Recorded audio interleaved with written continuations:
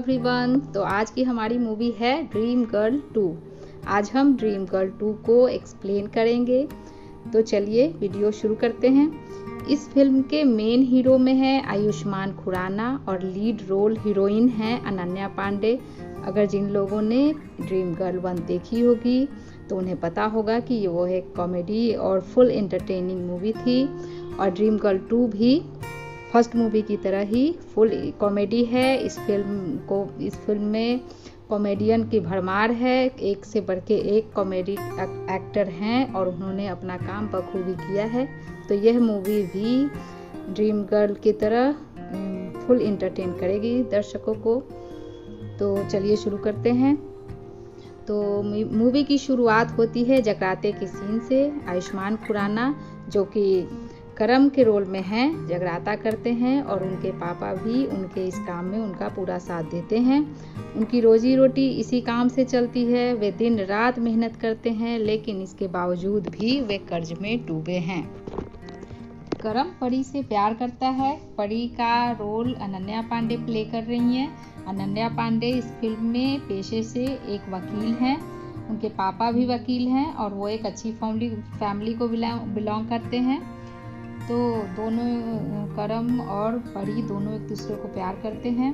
एक दिन यह बात परी के पिता को पता चल जाती है और वो अपनी बेटी के रिश्ते की बात करने के लिए करम के घर जाने वाले होते हैं। यह बात परी को पता चल जाती है और वह फ़ोन करके करम को बता देती है। जब परी के पिता करम के घर आते हैं तो उनका करम का पुराना घर और उनके रहन सहन देखकर उनकी गरीबी साफ समझ में आ जाती है। करम के घर आने पर उन्हें यह भी पता चलता है कि वो लोग कर्ज में डूबे हुए हैं। हालांकि करम और उनके पिता ने अपनी तरफ से पूरी कोशिश की थी कि कर्ज के बारे में परी के पिता को पता न चले, लेकिन वो कामयाब नहीं हो पाते हैं। इसी बीच बैंक के कुछ लोग भी उनके घर आ जाते हैं और उनके घर को सील कर देते, क्योंकि उन लोगों ने बैंक से 40 लाख रुपए का लोन लिया था और अब तक वापस नहीं किया था। आस पड़ोस के लोग भी अपना पैसा वापस लेने के लिए आ जाते हैं। इस वजह से परी के पापा को सारी बातें पता चल जाती है कि करम और करम के पापा काफ़ी कर्ज में डूबे हुए हैं और उनके पास कुछ भी नहीं है। ना तो उनके कोई पक्की नौकरी है, ना ही कोई बैंक बैलेंस है। तो इस तरह से वो परी की शादी करम से करने के लिए तैयार नहीं होते हैं। तब करम और उसके पापा के काफ़ी हाथ पैर जोड़ने पर जयपाल जो कि परी के पापा हैं ने अपनी बेटी से शादी करने के लिए यह शर्त रखी कि जब तक करम 25 लाख रुपए बैंक बैलेंस, अपना घर और पक्की नौकरी की व्यवस्था नहीं कर लेता है वो अपनी बेटी की शादी करम से नहीं करेंगे। करम हामी भर लेता है क्योंकि कुछ भी करके उसे परी से शादी करनी थी। अब प्रॉब्लम शुरू हो जाती है कि इतने पैसों का इंतजाम कैसे हो, वो भी इतनी जल्दी। तब करम के पिता जगजीत और करम के फ्रेंड स्माइली करम को यह सलाह देते हैं कि वो सोना भाई के डांसिंग बार में डांस करें, क्योंकि करम काफ़ी अच्छा डांस कर लेता था और लड़की की आवाज़ भी काफ़ी अच्छी निकाल लेता था। करम के पास इतनी जल्दी इतने सारे पैसे कमाने का और कोई दूसरा रास्ता नहीं था, इसलिए वह पहुंच जाता है सोना भाई के बार में। करम वहां पूजा के गेटअप में जाता है, यानी कि लड़की बन के जाता है। सोना भाई जैसे ही बार में आते हैं और पूजा को देखते हैं तो वो पूजा को देखते ही रह जाते हैं। पूजा पे बिल्कुल फ्लैट ही हो जाते हैं, लेकिन फिर भी सोना भाई पूजा का परफॉर्मेंस देखना चाहते थे। जैसे ही पूजा ने बार में डांस शुरू किया, जितने भी लोग वहाँ थे सभी आकर्षित हो जाते हैं। लोगों ने काफ़ी पैसे भी लुटाया। सोना भाई को पूजा पसंद आ गई और उन्होंने पूजा को काम पर रख लिया। अगले दिन करम जब अपने कपड़े सुखा रहा था तो करम के पिता आते हैं और करम को बताते हैं कि क्रेडिट कार्ड वाले का बार बार फ़ोन आ रहा है, क्योंकि उन्होंने क्रेडिट कार्ड का बिल भी पे नहीं किया था। करम क्रेडिट कार्ड वाले से पूजा बन के बात करता है और क्रेडिट कार्ड वाला पूजा से बात करके इस कदर पूजा पर लट्टू हो जाता है कि कार्ड का बिल भी वही पे कर देता है। अगले सीन में स्माइली अब्बू सलीम जो कि परेश रावल है से मिलता है।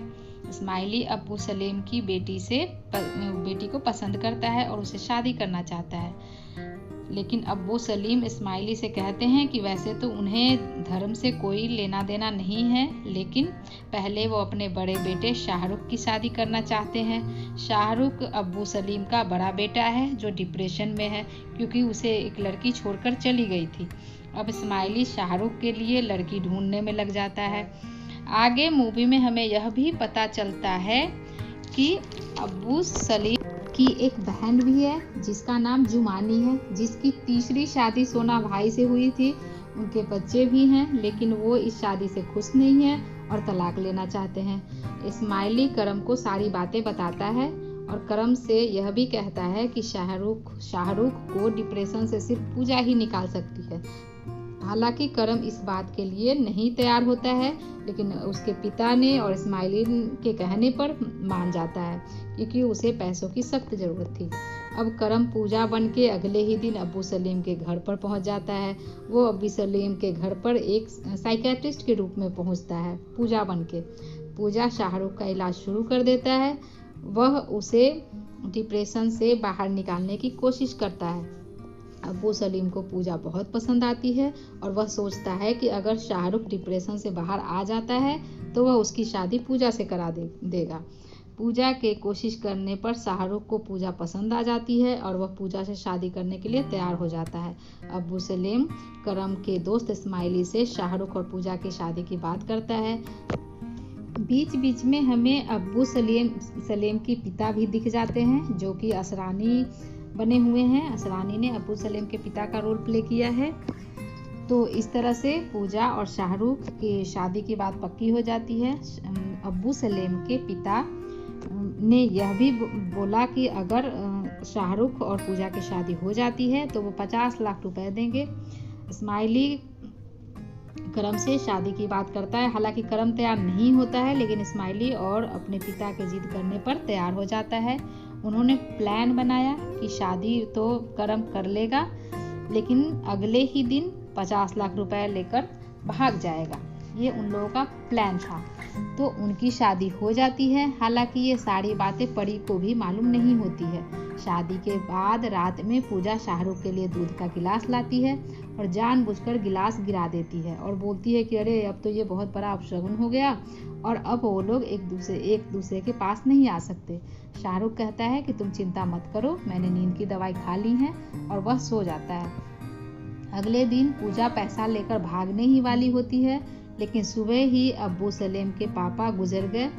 ये पता चलता है पूजा को, और मरने से पहले उन्हें यह भी पता चल गया था कि पूजा लड़की नहीं एक लड़का है। उन्होंने यह बात दीवार पर लिख भी दी थी, लेकिन दिक्कत यह थी कि इस बात को पूरा नहीं लिख पाए थे और उन्होंने बस इतना ही लिखा था कि बहू लड़का।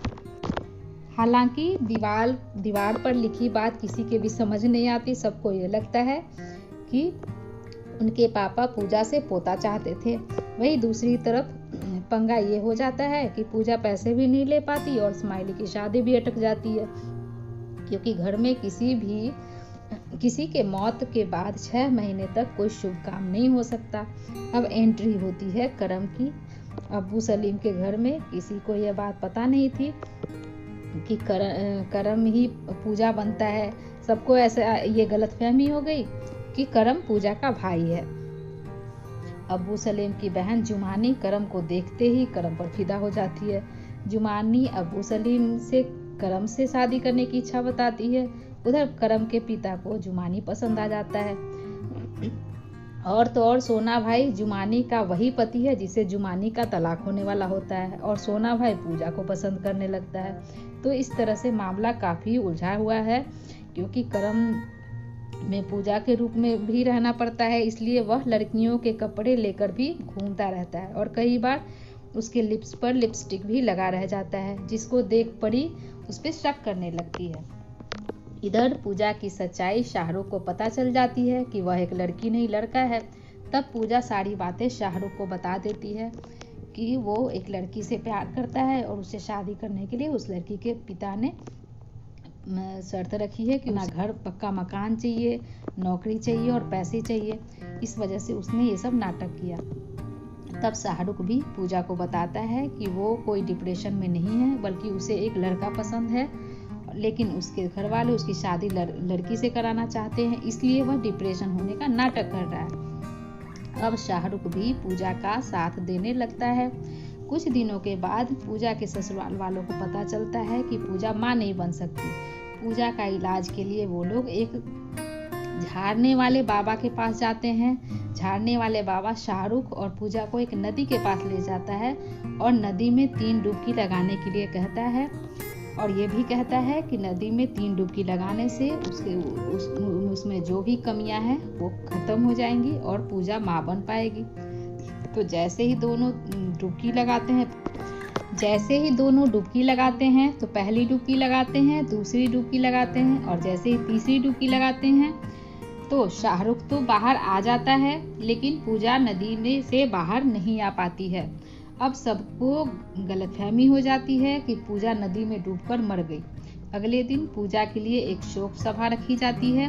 वहाँ करम आ जाता है और वह काफी गुस्से में रहता है और वह कहता है सबसे कि इन लोगों ने मेरी बहन यानी कि पूजा को बच्चे के लिए इन लोगों ने मार दिया। इसके बाद स्माइली करण से मिलता है और कहता है कि परी को तुम पर शक हो गया है और इसलिए वह किसी और से शादी कर रही है। करम यह सुनकर बिल्कुल करम को अच्छा नहीं लगता। वो बहुत परेशान हो जाता है, दुखी भी हो जाता है। करम परी के पास जाता है और देखता है कि परी तो सच में शादी कर रही है। परी की शादी में एक डांसिंग परफॉर्मेंस होने वाला होता है। करम फिर से पूजा बनके काफी अच्छा परफॉर्मेंस देता है। वह पूरी कोशिश करता है यह बताने की परी के लिए उसने क्या क्या किया। उसके पिता के शर्त को मानने के लिए वह लड़का से लड़की बन गया ताकि वो पैसे कमा सके और परी से शादी कर सके, लेकिन इन सब का कोई फायदा नहीं। परी ही अब किसी और से शादी कर रही है, तो वो काफी इमोशनल भी हो जाता है। सभी को कुछ न कुछ लाइनें भी कहता है जिससे सुनकर और लोग भी इमोशनल हो जाते हैं। आखिरकार परी के पापा परी की शादी करम से करने के लिए तैयार हो जाते हैं और इस तरह से मूवी की हैप्पी एंडिंग होती है। तो मिला जुला कर मूवी काफी अच्छा है, कॉमेडी अच्छा है इसमें और मूवी एंटरटेनिंग भी है। अगर स्क्रिप्ट की बात करें तो काफी अच्छा है, गाने भी ठीक ठाक हैं। अगर डायलॉग की बात करें तो एक से बढ़कर एक पंच है इस मूवी में, एक पंच खत्म भी नहीं होता, दूसरा आ जाता है।